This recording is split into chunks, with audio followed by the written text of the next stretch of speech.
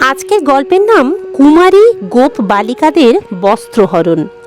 বৈদিক সংস্কৃতিতে 10 থেকে 14 বছর বয়স্কা অবিবাহিতা বালিকারা সুযোগ্য পতি লাভের জন্য শিব এবং দুর্গার পূজা করে থাকেন।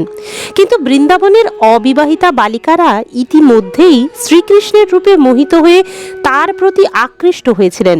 হেমন্তকালের আগমনে তারা দুর্গা বা কাত্যায়নীর পূজা করছিলেন। হেমন্তকালের প্রথম মাস অগ্রহায়ণ মাসে বৃন্দাবনের সমস্ত অবিবাহিতা গোপিকারা ব্রত সহকারে কাত্যায়নী দেবীর পুজো করতে শুরু করলেন।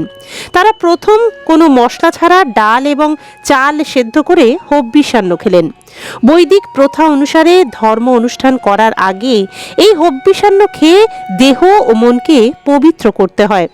বৃন্দাবনের সমস্ত অবিবাহিতা গোপিকারা সকালবেলায় যমুনায় স্নান করে প্রতিদিন কাত্যায়নী দেবীর পূজা করতেন। কাত্যায়নী হচ্ছে দুর্গা দেবীর আর এক নাম। যমুনার মাটির সঙ্গে বালি মিশিয়ে প্রতিমা তৈরি করে তারা দেবীর পূজা করতেন।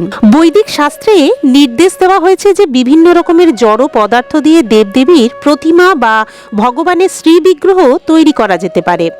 আলেখ্য অঙ্কন করে ধাতু দিয়ে, মণিমাণিক্য দিয়ে, কাঠ দিয়ে, মাটি দিয়ে অথবা পাথর খোদাই করে অথবা হৃদয়ে ধ্যান করে বিভিন্ন দেবদেবীর বা ভগবানের পূজা করা যায়।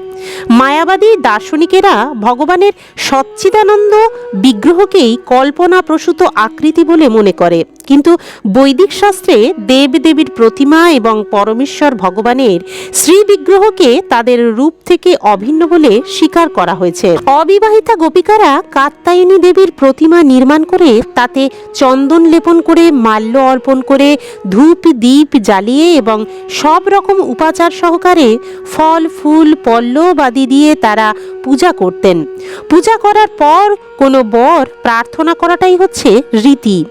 অবিবাহিতা বালিকারা গভীর আবেগের সঙ্গে কাত্যায়নী দেবীর কাছে প্রার্থনা করতেন, হে পরমেশ্বর, ভগবানের পরাশক্তি, হে যোগমায়া, হে জড় জগতের অধিষ্ঠাত্রী দেবী, অনুগ্রহপূর্বক আপনি আমাকে আশীর্বাদ করুন যেন নন্দ মহারাজের পুত্র শ্রীকৃষ্ণের সঙ্গে আমার বিবাহ হয়।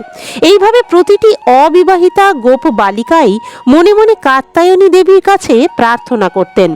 বৈষ্ণবেরা সাধারণত কোনো দেবদেবীর পূজা করেন না। যে সমস্ত ভক্ত শুদ্ধ ভক্তিমার্গে অগ্রসর হতে চান তাদের জন্য শ্রীল নরোত্তম দাস ঠাকুর কঠোরভাবে নির্দেশ দিয়ে গেছেন কোনো দেবদেবীর পূজা না করতে।